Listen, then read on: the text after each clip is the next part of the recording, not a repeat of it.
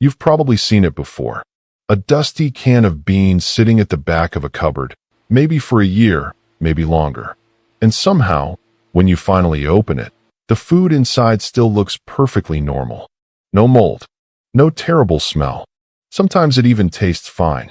Now think about that for a second. If you leave cooked beans in a bowl on the kitchen counter, they can spoil in a single day. Yet put those same beans inside a metal can, and suddenly they can survive for years. That sounds almost impossible. Food is supposed to rot. That's what food does. So how can a simple metal container stop something as powerful as decay? Most people think they know the answer. But the real reason canned food doesn't spoil is much stranger than the seal on the lid. Most of us grow up hearing the same explanation. Canned food lasts a long time because the air is removed. No air means no oxygen. No oxygen means nothing can live inside. Simple. And at first glance, that idea feels completely reasonable. After all, we know oxygen is important for life. Humans need it.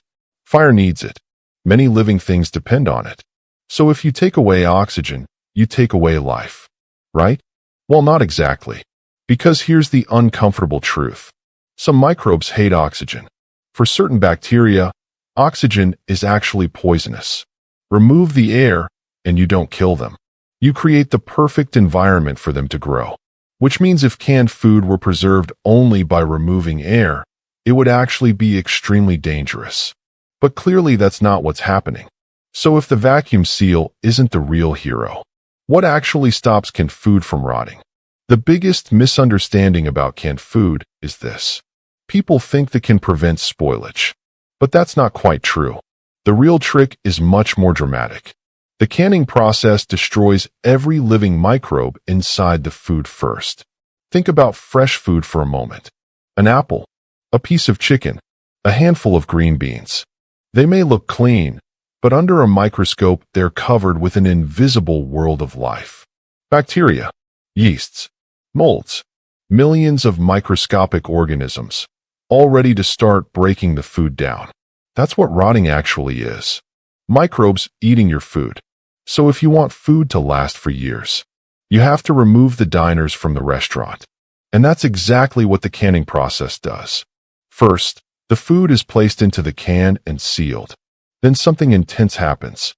The sealed cans are heated to extremely high temperatures, hotter than boiling water. Inside giant pressure chambers, steam raises the temperature to about 121 degrees Celsius.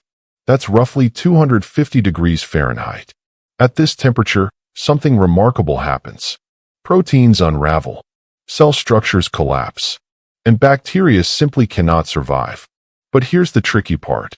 Some bacteria are incredibly stubborn. When conditions become dangerous, they form something called spores. Imagine a microscopic survival pod. Inside this pod, the bacterium shuts down almost completely, protecting its DNA behind a tough shell. These spores can survive boiling water for hours. So normal cooking isn't enough to destroy them. That's why pressure canning is so important. The higher temperature finally breaks those spores apart. When the process is finished, everything inside the can is essentially sterile. No bacteria, no mold, no yeast, just food. But sterilizing the food is only half the story. Because the moment the can cools down, microbes from the outside world are everywhere again. They're in the air, on surfaces, on your hands. If they could enter the can, they would quickly start multiplying, and the food would spoil like anything else. This is where the famous seal comes in. While the can is still hot, it's sealed shut. As it cools, the air pressure inside drops, creating the familiar vacuum you hear when opening a can. That tight metal seal acts like a fortress. Nothing from the outside world can get in. And here's the key idea that makes everything click. Microbes don't appear out of nowhere. They always come from somewhere else. This was proven in the 1800s by the scientist Louis Pasteur. Before his experiments, many people believed that life could simply appear spontaneously in rotting food. Pasteur showed that microbes only grow when other microbes enter from the environment. No microbes entering means no spoilage. Suddenly the mystery becomes much clearer. Canned food doesn't last because the can is magical. It lasts because the food inside was completely sterilized and then protected from new contamination. It's like pressing pause on biology. But here's something surprising. Even in a perfectly sealed can with zero microbes, food still doesn't last forever. Because while biology has stopped, chemistry hasn't. Slow chemical reactions continue to happen inside the can. Fats can slowly oxidize. Acids in the food can react with the lining. Colors can fade. Textures can change. That's why a 10-year-old can of soup might still be safe to eat, but it probably won't taste amazing. Canned food doesn't stay perfect. It just stays safe for a very long time. And this simple idea ended up changing the world. Canned food allowed sailors to travel for months without fresh supplies. It fed soldiers during wars.